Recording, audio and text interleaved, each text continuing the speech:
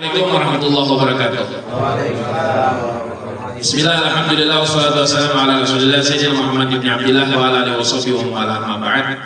Bapak-bapak, saudara-saudaraku yang dirahmati oleh Allah Subhanahu wa taala, mari bersama-sama bersyukur dengan mengucap alhamdulillahirabbil alamin. Salawat dan salam mudah-mudahan selalu tercurahkan kepada baginda Nabi Muhammad sallallahu alaihi wasallam. Allahumma shalli ala Muhammad. Kemarin dulu kurang konkret menjelaskan tentang masalah kita itu cuman sebatas ulun pernah bertanya saja kemarin itu, kemudian ulun cari di dalam kitab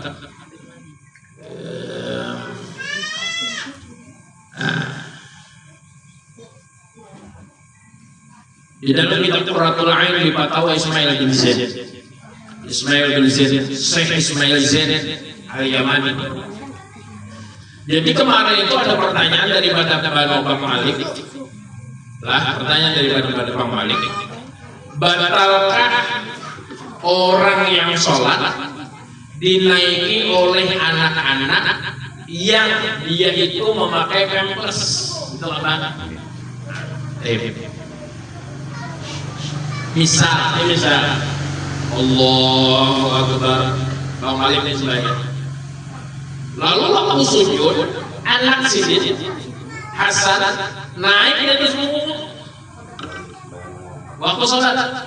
Jelas ya?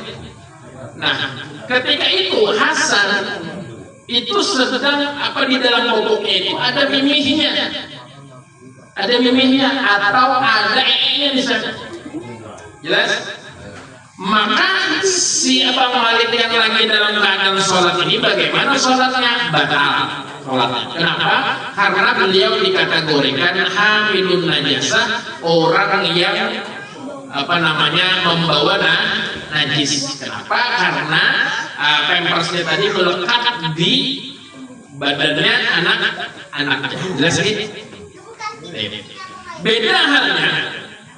Misalnya kita jadi sholat, lalu anak ini datang, lalu dia kayak gini, mungkin begini, gesek ini. Si seorang yang sholat tadi bukan dikatakan hamil orang tua ada.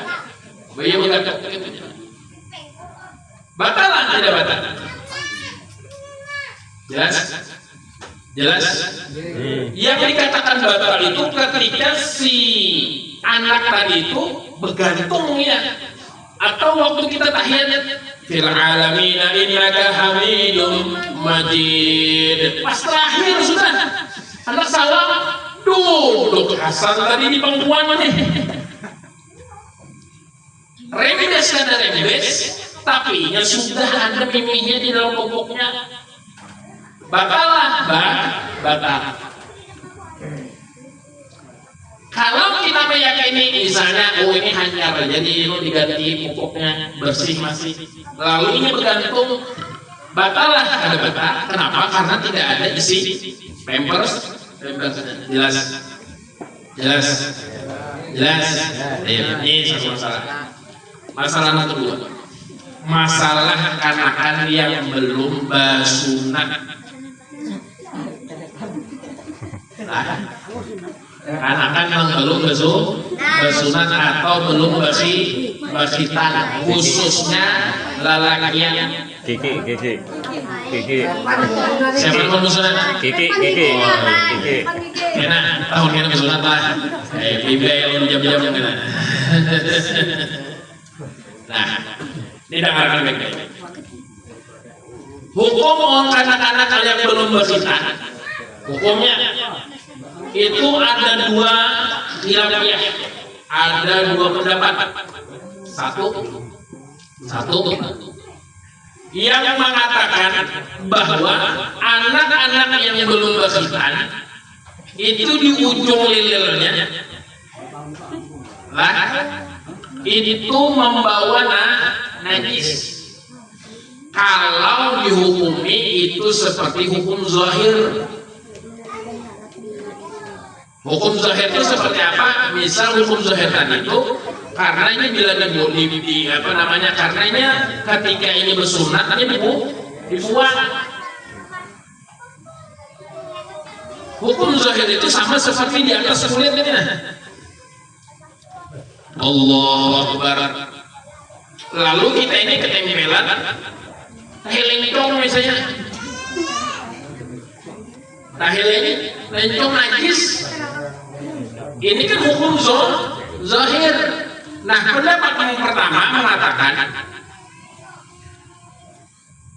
kalau bahasa Arab itu kulpah namanya, ujung daripada lelel akan-akan itu nanti dipotong itu kulpah namanya. Nah, itu mengandung najis. Kalau itu dihukumi seperti benda yang zahir, menurut pendapat yang pertama, yang zahir lah, pendapat pertama nih, yang zahir. Jadi andai saja Bang Malik sembahyang Allahu Akbar, ada usah nih itu, Pak Hadi sembahyang Allahu Akbar. Lalu Kiki yang belum bersunat ini, belum bersunat nih. Kita mengambil pendapat yang pertama, artinya dia belum berkhitan, dia tadi itu di ujung lele tadi itu ada najisnya, kemudian dianggap hukum zahir. Jelas? Andai saja Kiki tadi ini bergantung lawan Pak Hadi atau bahambil atau duduk di pangkuan waktu sholat Pak Hadi, maka batal Pak Hadi ini sholat. Kenapa? Karena hamilun najasah, orang yang membawa najis ikut duduk ikut bergantung dengan Pak Hadi. Jelas? Jelas? Itu pendapat yang pertama. Pendapat yang kedua, ujar Syekh Ismail Zaid, pendapat yang kedua,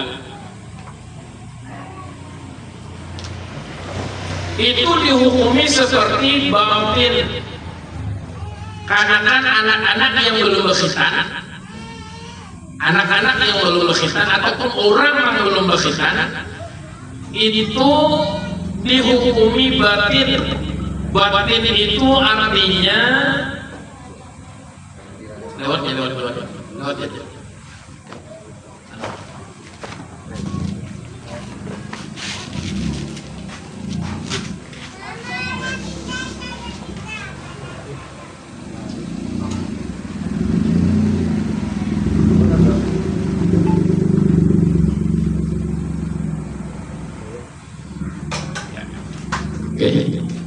Kita ulang. Pendapat yang kedua, di ujung lele kekanak-kanak tadi ada kulpah tadi di situ tuh tertahan najis. Nah, pendapat yang kedua itu menyatakan itu tuh bagian daripada batin atau bagian daripada dalam daripada manusia.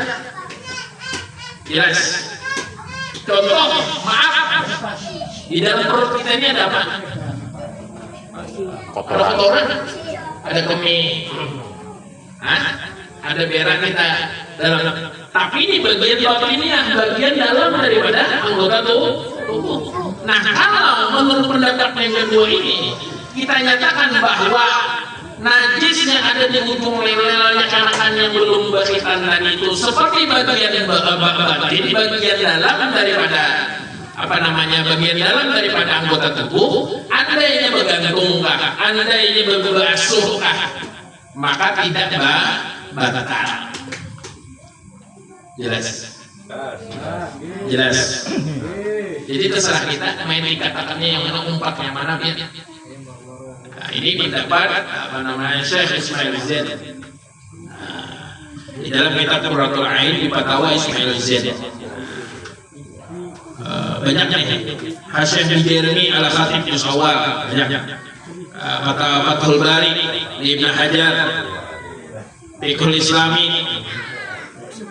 Wallahu a'lam bishawab. Mudah-mudahan yang sedikit ini bermanfaat untuk kita dan menambahkan wawasan kita di dalam masalah ilmu agama. Amin ya rabbal alamin. Pak Malik jelas lah. Jelas. Yang lain jelas. Masalah pokok pempres dan orang yang belum bakhita tadi. Mudah-mudahan yang sedikit ini menambahkan keimanan kita, ketakwaan kita kepada Allah Subhanahu wa taala. Amin ya rabbal alamin. kita mohon kepada Allah mudah-mudahan kita semua panjang umur, sehat walafiat, yang sakit yang ditanyakan oleh Allah, yang punya hajat mudah-mudahan hajatnya semua dikabul oleh Allah, yang punya urusan sulit mudah-mudahan dimudahkan dilancarkan urusannya oleh Allah, yang punya rezeki surut mudah-mudahan ditambahkan rezekinya yang halal, yang barokah, yang wasi'ah. Amin amin ya rabbal alamin. Yang dapat menenteramkan kehidupan rumah tangganya, kita minta kepada Allah dikuatkan iman, dikuatkan Islam, diberikan taufik dan hidayah untuk selalu berbuat taat ibadah kepada Allah Subhanahu wa taala. Kita mohon kepada Allah mengaku banyak dosa pada Allah, banyak dosa pada Rasulullah, banyak dosa pada kedua orang tua kita, banyak dosa kepada suami, kepada istri, kepada anak, kepada kerabat, jiran, tetangga. Mudah-mudahan dengan majelis ini Allah taala ampunkan segala dosa-dosa kita semua. Amin amin amin ya rabbal alamin. Kita mohon kepada Allah mudah-mudahan kita semua dimatikan dalam keadaan husnul khatimah, husnul khatimah, husnul khatimah, dapat mengucap kalimat tauhid la ilaha illallah Muhammadur Rasulullah sallallahu alaihi wasallam ala hadhihi niyyah muliatin salihah bi sirril Fatihah.